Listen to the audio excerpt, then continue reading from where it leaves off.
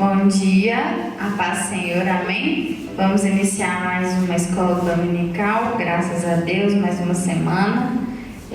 Vamos iniciar com uma oração.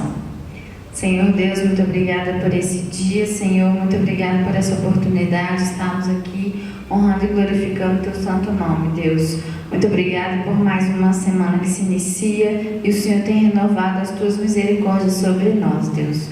Nós te agradecemos, em nome de Jesus, amém. Vamos agora abrir as nossas Bíblias no livro de Isaías, capítulo 43, nós vamos ler do 1 ao 13. Isaías 43, do 1 ao 13, diz assim: Só Deus resgata Israel. Mas agora, assim diz o Senhor, que te criou, ó Jacó, e que te formou, ó Israel: Não temas, porque eu te remi, chamei-te pelo teu nome, tu és meu. Quando passares pelas águas, eu serei contigo. Quando pelos rios, eles não te submergirão. Quando passares pelo fogo, não te queimarás, nem a chama arderá em ti. Porque eu sou o Senhor teu Deus, o Santo de Israel, o teu Salvador. Dei o Egito por teu resgate e a Etiópia e Sebá por ti. Visto que foste precioso aos meus olhos, digno de honra, e eu te amei, darei homens por ti e os povos pela tua vida. Não temas, pois porque sou contigo, trarei a tua descendência desde o Oriente e a ajuntarei desde o Ocidente. Direi ao norte, entrega, e ao sul, não retenhas. Trazei meus filhos de longe e minhas filhas das extremidades da terra. A todos os que são chamados pelo meu nome e os que criei para minha glória e que formei e fiz. Traze o povo que ainda que tem olhos é cego e surdo, ainda que tem ouvidos. Todas as nações congreguem-se e povos reúnam-se. Quem dentre eles pode anunciar isto e fazer-nos ouvir as predições antigas? Apresentem as suas testemunhas e por elas se justifiquem, para que se ouça e se diga: verdade é. Vós sois as minhas testemunhas, diz o Senhor, o meu servo a quem escolhi, para que o saibais e me creiais e entendais que sou eu mesmo, e que antes de mim Deus nenhum se formou, e depois de mim nenhum haverá. Eu sou o Senhor, e fora de mim não há Salvador. Eu anunciei salvação, realizei-a e a fiz ouvir. Deus estranho não houve entre vós, pois vós sois as minhas testemunhas, diz o Senhor, eu sou Deus. Ainda antes que houvesse dia eu era, e nenhum há que possa livrar alguém das minhas mãos. Agindo eu, quem o impedirá? Amém? Graças a Deus por essa palavra que nos traz consolo nesse momento que nós temos passado. Vamos agora entoar o louvor.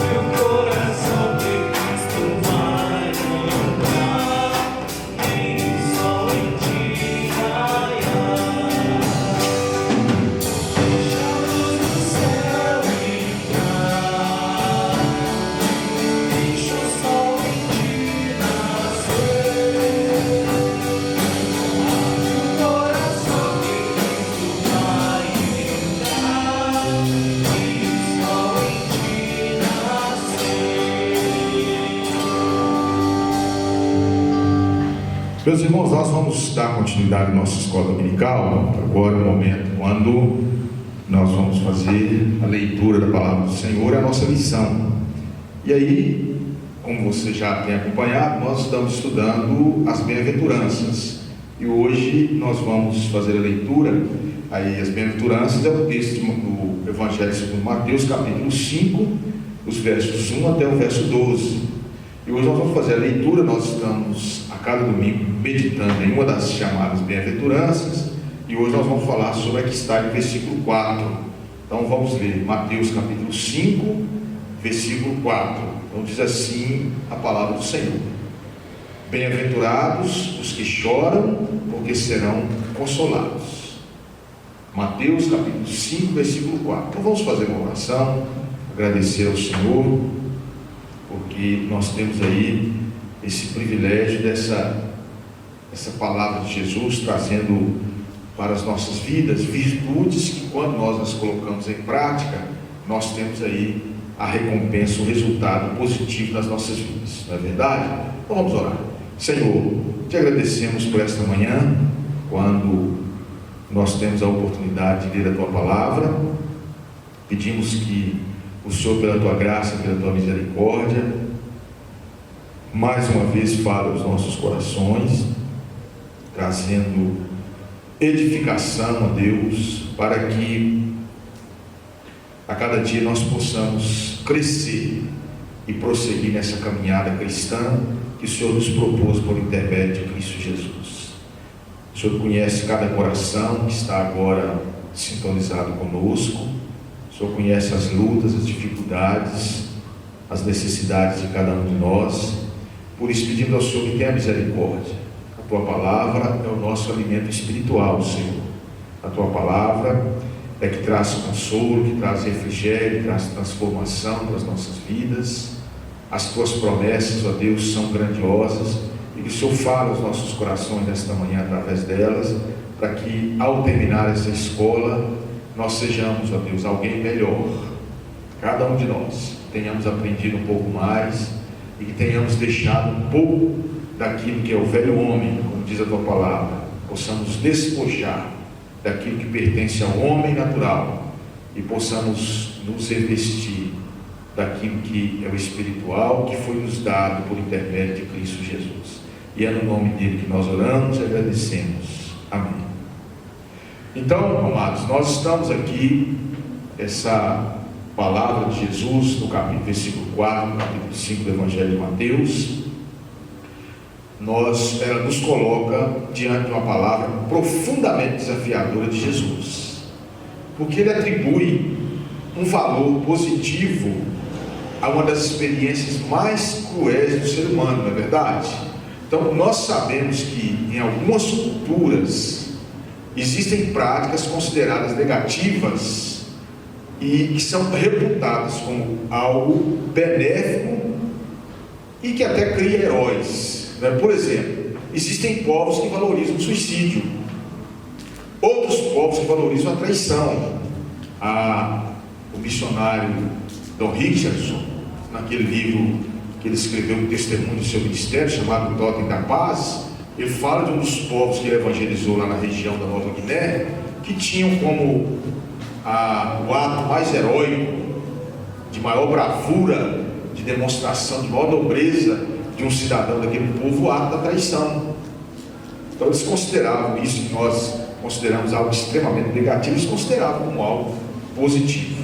Mas o choro é considerado, talvez por todas as culturas, uma manifestação de dor e de amargura do coração, uma expressão de algo que está no coração das pessoas. Porque as pessoas choram por suas dores, todo mundo tem dores, seus fracassos, todos nós fracassamos na vida, suas decepções, todos nós decepcionamos por uma razão ou por outra, uma situação ou por outra, suas perdas, todos nós perdemos na vida, bens materiais, entes queridos, né? E há também um tipo de choro que está inserido em um contexto positivo, ou seja, pais que choram de emoção quando lhes nasce um filho, jovens choram de emoção quando são aprovados em um concurso profissional concorrido, né? Mas esse tipo de choro aqui não precisa de consolo. Então, naturalmente, Jesus não está falando desse choro, aquele choro de alegria, aquele choro de emoção pela vitória, aquele choro de emoção por algo que agrada o nosso coração, nossa alma. Ele está falando de outra coisa. Então, qual o choro? Que tipo de choro, então, Jesus estaria falando aqui? Um detalhe que nós devemos observar ao estudar essas bem-aventuranças, irmãos, é que provavelmente o mérito não esteja no choro em si, no processo de chorar, mas sim no consolo que vem de Deus, como ele diz aqui. Por que os que choram são bem-aventurados? É por causa do choro em si? O choro faz bem? Não. Jesus completa dizendo, por quê? Porque serão consolados. Então, o aspecto positivo, o mérito de tudo isso aqui está no consolo que vem. Aí, naturalmente, esse consolo vem do Senhor, é claro. Jesus não precisaria escrever isso aqui, nós sabemos o que ele quer dizer. Então, o mérito todo desse processo está no consolo que aqueles que choram recebem. Isso, então, esse choro que Jesus está falando é aquele choro que precisa de consolo. E como que a gente pode aplicar isso? Ou seja, o choro faz bem, porque quando nós enfrentamos essa situação, nós também experimentamos esse consolo. Então, na verdade, é o consolo que nos faz bem. E aí, então, quando nós falamos nesse aspecto do choro relacionado ao consolo, nós podemos observar, então, dois aspectos dessa bem-aventurança em nossas vidas. Eu queria compartilhar com você nesta manhã de escola dominical. Primeiro, é o choro por causa do pecado. O que isso quer dizer para nós? Vamos ver. E o segundo é também o choro pelas angústias da vida, do dia a dia. Quando nós enfrentamos isso, é claro que Jesus não está defendendo para a gente poder enfrentar tragédias para chorar, mas ele está mostrando que quando nós enfrentamos essas situações de quebrantamento, de angústia de alma, a gente também experimenta o consolo que vem de Deus em todos os aspectos, conforme nós vamos ver aqui um pouco mais adiante. Mas o primeiro ponto, como eu falei, é o choro por causa do pecado. Por que a gente pode inserir esse aspecto de choro aqui nessa fala de Jesus, né? Porque o pecado, amados, ele traz tragédias as mais variadas. Nós já aprendemos várias vezes, já meditamos aqui, que o pecado ele veio em razão da desobediência do ser humano.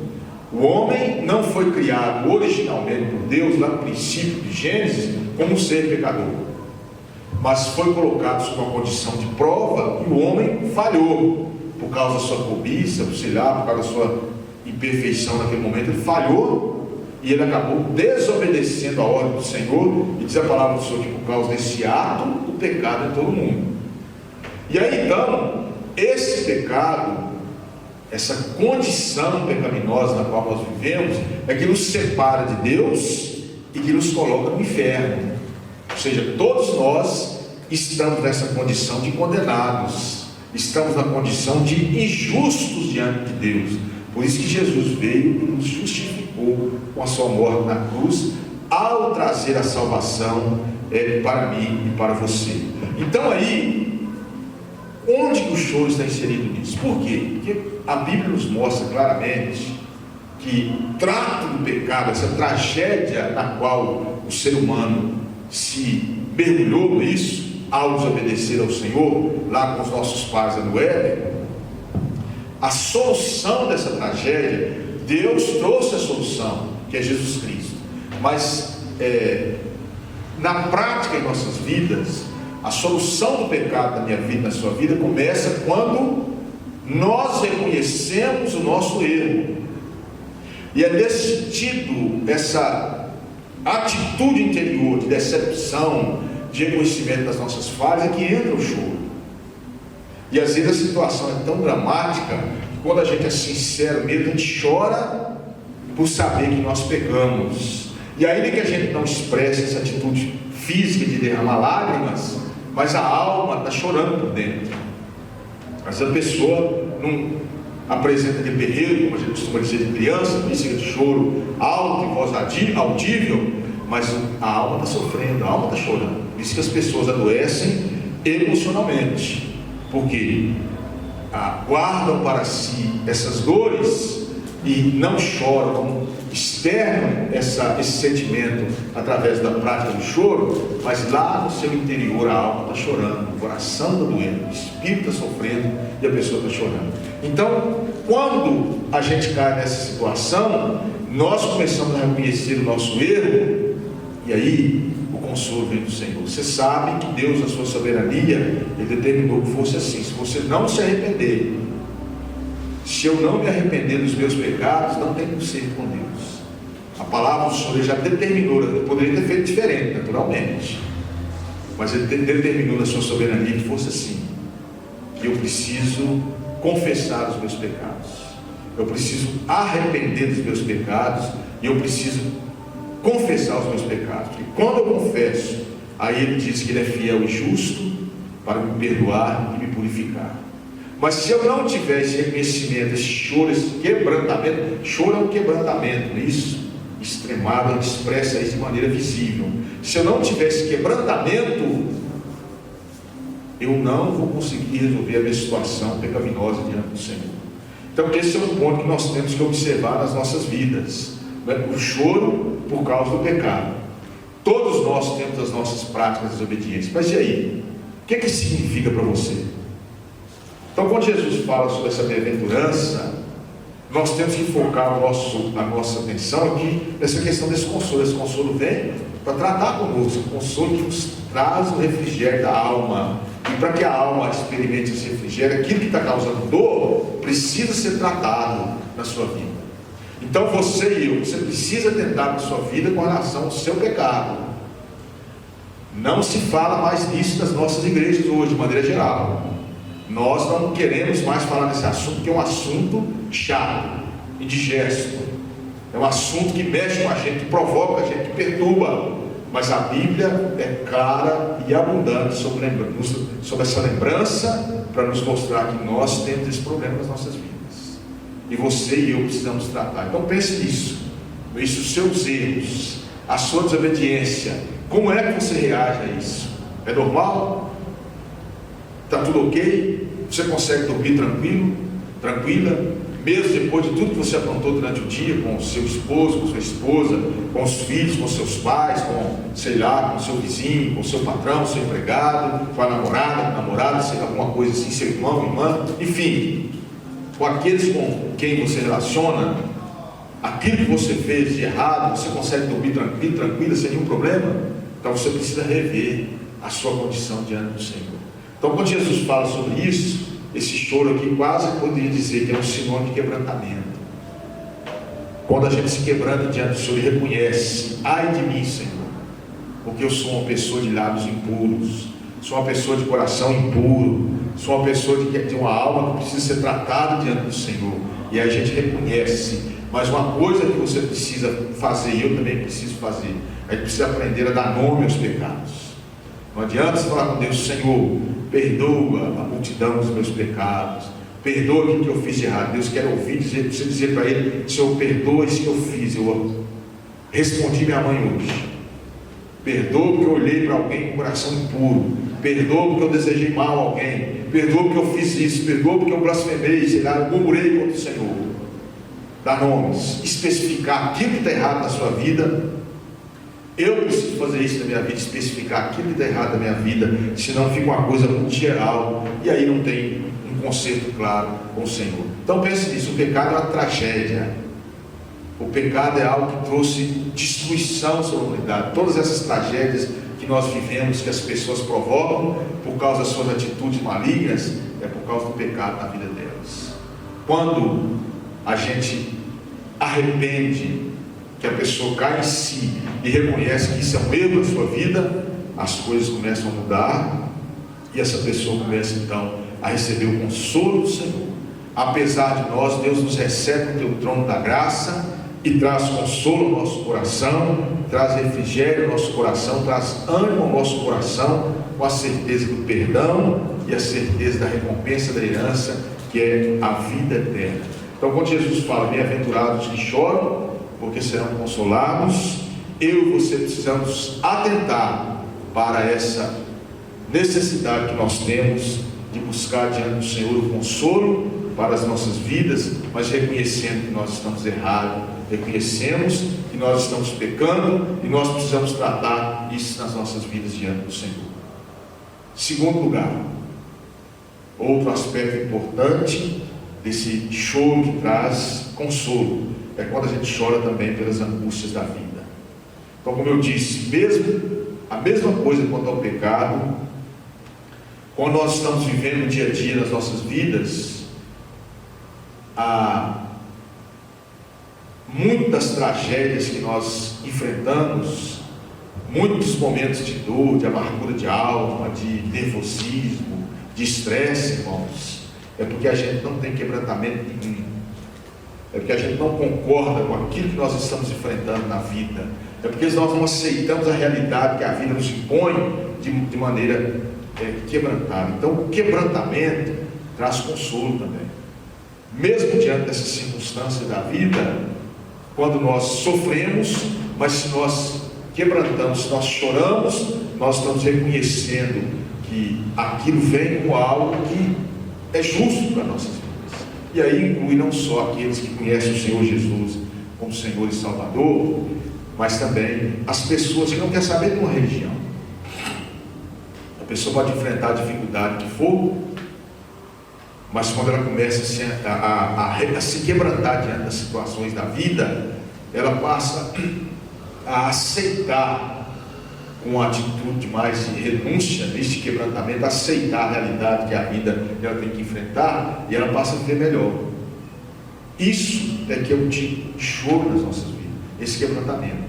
A gente passa a lutar menos com relação às circunstâncias da vida e aceitar mais essas circunstâncias na vida, no dia a dia que nós enfrentamos. Então aí, as nossas angústias, elas também trazem essa oportunidade de quebrantamento. Quando as coisas vão bem, quando a gente está tendo sucesso na vida, você já observou que as pessoas que têm sucesso na vida são autossuficientes, são pessoas que acham que não precisam de ninguém, são pessoas que confiam em si mesmas em qualquer circunstância. Eu tenho condições, eu posso, eu sou capaz, eu tenho dinheiro, eu tenho bens, eu tenho certos atributos, eu tenho competência, mas não preciso me preocupar. São pessoas que são autossuficientes na vida, são pessoas que não têm nenhum quebrantamento. E aí, quando as tragédias da vida vêm de forma que as colocam contra a parede, a mostrar para elas que elas são como os outros, pessoas limitadas, pessoas que necessitam de outros também na sua caminhada, aí elas começam a ser quebrantadas, ainda que seja pela dor. Às vezes há casos de pessoas que têm muito dinheiro, compra tudo, mas de repente cai numa cama de hospital e vai agonizando aos poucos, agonizando, aquela pessoa vai cair em si. Alguns não, morrem blasfemando, morrem murmurando, reclamando, mas a pessoa começa a reconhecer que ela não é ninguém, que ela teve tudo na vida, teve poder, teve dinheiro, teve tudo, mas que aquilo agora não serve para nada, porque ela não significa nada diante daquela circunstância.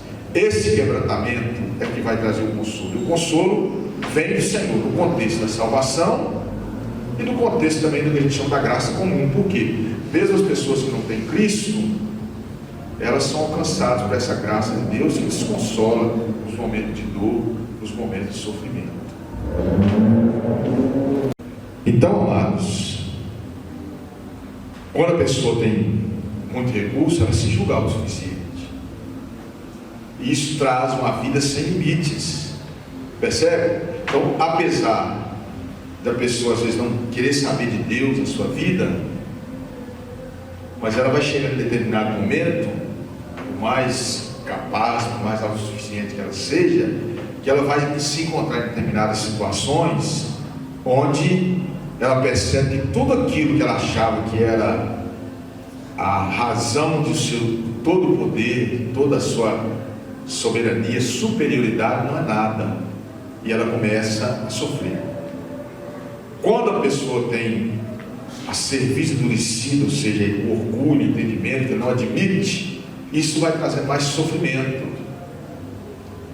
Mas quando a pessoa começa a se quebrantar diante daquela situação que ela não sabe, ou melhor, que sabe que não pode fazer nada, quando ela começa a se quebrantar, ela começa a dar lugar para que Deus possa agir na vida dela, e vem o consolo do Senhor. Então esse choro, ele traz consolo, percebeu? Não só para aqueles que são salvos, não só para a gente poder, não é, por intermédio de Cristo Jesus, para tratar o pecado na sua vida, mas também nas angústias do dia a dia, nas situações que nós enfrentamos, que são situações que se apresentam para nós, para nos mostrar que nós somos seres limitados. Por mais que você seja poderoso ou seja poderosa, por mais que você tenha recursos desse mundo, por mais que você tenha habilidades desse mundo, por mais que a sua inteligência seja algo incomum e infinitamente superior à média de nós, os simples mortais, os simples humanos, ainda assim há coisas na sua vida que você vai se encontrar sem forças, sem condições de reagir, de resistir. Então exatamente nesse momento é que começa aquele quebrantamento. Quando a pessoa começa a se quebrantar, ela começa a despojar-se do seu eu, começa a abrir mão daquilo que ela julgava seus valores, que eram próprios dela, e começa a ceder para que algo exterior comece a tratar na sua vida. E isso é bem de Deus. Deus vai tratando conosco. Então, por mais superior que a pessoa julgue, então esse choro, ele traz de fato essa possibilidade desse consolo que vem do Senhor. Quando a pessoa é autossuficiente, ela vai, mas a gente observa que quando nós vamos trilhando o caminho da autossuficiência, nós vamos nos tornando pessoas áridas, pessoas indigestas, pessoas que se julgam superiores, não é isso? Arrogantes. Mas uma coisa que nós escondemos, que os seres humanos escondem quando agem assim: há uma profunda insegurança, há um profundo medo de perder tudo. A gente sabe de casos de pessoas que tinham recursos e mais recursos, quando perdem tudo, tiram a vida, porque não conseguem viver sem aqueles recursos, não conseguem viver sem aquilo que ela julga que a torna autossuficiente. Aí nesse caso não há choro, não há quebrantamento. Mas quando a pessoa reconhece que não é ninguém e realmente ela não tinha nada, aí Deus começa a tratar da sua vida, ela começa a dar oportunidade para que o Senhor possa tratar a sua vida. Nós vemos, por exemplo, o profeta Isaías. É um dos exemplos mais clássicos das Escrituras, quando Isaías se viu diante da grandeza do Senhor e disse: ai de mim, porque eu sou homem de lábios impuros. Por quê? Porque ele viu os querubins proclamando a santidade do Senhor. Ele dizia, como se ele dissesse: eu não posso falar isso, meus lábios são impuros para que eu possa proclamar a grandeza do Senhor. E aí foi que aquele homem foi tocado pelas brasas do altar, foi transformado e pôde ser um instrumento dócil, pôde ser um vaso útil nas mãos do Senhor. Então é isso que Deus espera de mim, espera de você. Então o choro, ele é algo que vem, como Jesus colocou aqui, ele viu o sofrimento daquela multidão, que aos olhos humanos é algo que significa poder, é algo que significa isso, ou melhor, aquelas multidões famintas, com dificuldades, aos olhos humanos era algo que significava fracasso, miséria, insignificância social, não é isso? Pobre é alguém que não tem expressão, principalmente no nosso país, tantos preconceitos. Pessoas iletradas são consideradas pessoas de uma classe inferior. Pessoas pobres, não é isso? São consideradas pessoas desprezíveis, não é? Você pode observar como que são tratados. Nós, os pobres, somos tratados pelas autoridades, por aqueles que têm. Agora, quando a pessoa tem recursos, quando a pessoa é inteligente, quando a pessoa tem status, ela é considerada alguém importante. Percebeu? Só que todos nós somos iguais. Todos nós somos seres perecíveis, que vamos perecer um dia e vamos ter o mesmo fim. Então nada disso significa alguma coisa em essência útil, aos olhos de Deus, porque todos nós somos iguais, embora alguns tenham. Então isso acaba trazendo insegurança, trazendo sofrimento. Mas quando a pessoa começa a se quebrantar e a reconhecer que ela é totalmente dependente de alguém, aí ela começa a enxergar que as suas forças não são tão fortes assim, e ela começa a experimentar o consolo do Senhor. Pessoas arrogantes, pessoas soberbas, pessoas cheias de si, não tem lugar para a ajuda de ninguém, não tem lugar para o consolo de nada, não tem lugar para enfim, isso, para poder receber alguma coisa que possa vir de benéfico, que alguém possa conceder a elas. E Jesus então está nos chamando a atenção para o fato de que quando nós choramos, nós reconhecemos que nós não somos ninguém, que nós dependemos dele, o Senhor da glória, que nós dependemos uns dos outros, que não somos melhores do que o outro, que aquilo que Deus nos deu é para ser usado para a glória dele, em benefício do outro, e que às vezes nós temos alguma coisa que destaca em relação ao outro, mas quando nós olhamos para o outro, ele tem algo que destaca em relação a nós, porque todos nós temos qualidades, temos defeitos, todos nós temos fraquezas, temos fortalezas, todos nós temos limitações, e todos nós temos atitudes, qualidades grandiosas na vida. Assim Deus nos fez. Então, quando o choro serve para nos igualar, para nos humilhar e nos colocar de fato aonde nós devemos estar e nos mostrar de fato quem nós somos nessa vida. Então eu queria que você nessa manhã agora orasse, que você fechasse os seus olhos. Vamos agradecer ao Senhor, porque realmente, amados, por mais que a gente tenha atributos,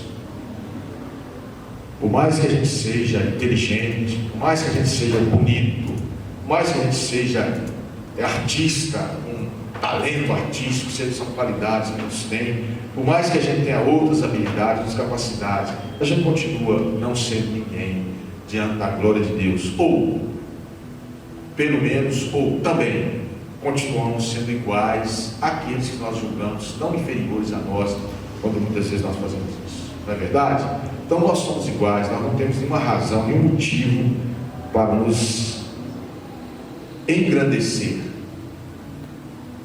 diante das pessoas e muito menos diante do Senhor. O melhor para nós é que a gente se quebrante a cada dia e que chore na presença do Senhor, reconhecendo que somos totalmente dependentes dele.